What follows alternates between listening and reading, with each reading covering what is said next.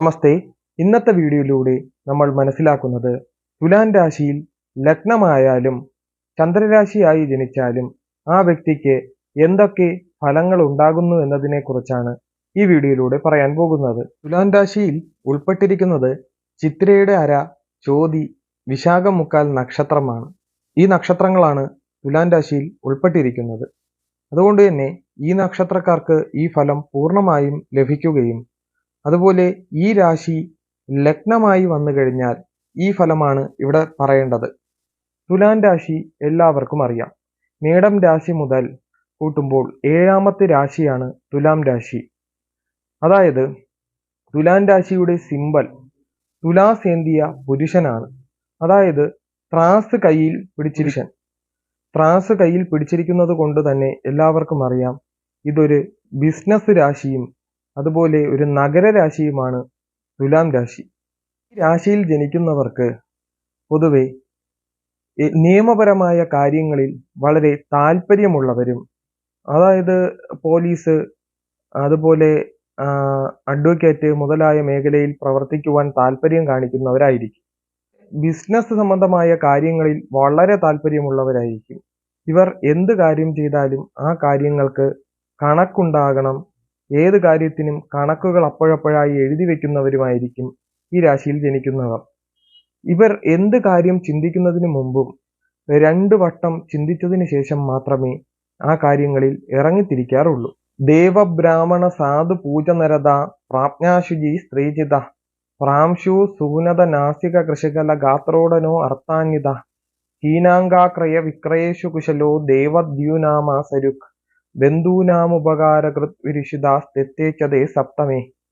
ദേവബ്രാഹ്മണ സാധു പൂജനരത, ദേവനെയും ബ്രാഹ്മണനെയും അതുപോലെ സന്യാസിമാരെയും പൂജിക്കുവാൻ താല്പര്യം കാണിക്കുന്നവരായിരിക്കും ഈ രാശിയിൽ ജനിക്കുന്നവർ.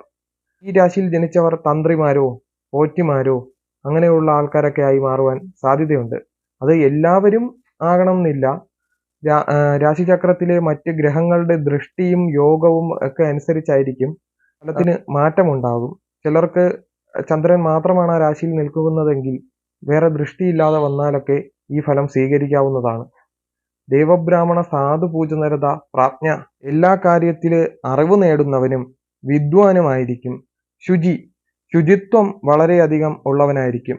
വൃത്തി, ഏത് കാര്യത്തിനും വൃത്തി ഉണ്ടാകും. വൃത്തിയായിട്ടുള്ള ഡ്രസ്സുകൾ ധരിക്കുവാനും അതുപോലെ വീടും പരിസരവും വൃത്തിയായി സൂക്ഷിക്കുവാൻ താല്പര്യമുള്ളവനുമായിരിക്കും ഈ തുലാൻ രാശിയിൽ ജനിക്കുന്നവർ. പൊതുവെ ശുചി സ്ത്രീജിത, സ്ത്രീകൾക്ക് അധീനനായിരിക്കും. പ്രാംശു, പൊക്കം കൂടുതലുള്ളവനായിരിക്കും. പൊക്കം കൂടി വളരെ മനോഹരമായ ശരീരത്തോടു കൂടിയവനും ആയിരിക്കും. സൂനത നാസിക കൃഷിക, അപ്പം മൂക്കിന് വളരെ വലിപ്പം, അതായത് നീണ്ട മൂക്കൊക്കെ ഉള്ള ആൾക്കാരായിരിക്കും തുലാൻ രാശിയിൽ ജനിക്കുന്ന ആൾക്കാർ പൊതുവെ. കൃഷജലഗാത്ര, മെലിഞ്ഞ ശരീരത്തോടു കൂടിയവനും അടന, സഞ്ചാരശീലനായിരിക്കും. വളരെ യാത്രകൾ ഇഷ്ടപ്പെടുന്നവനായിരിക്കും.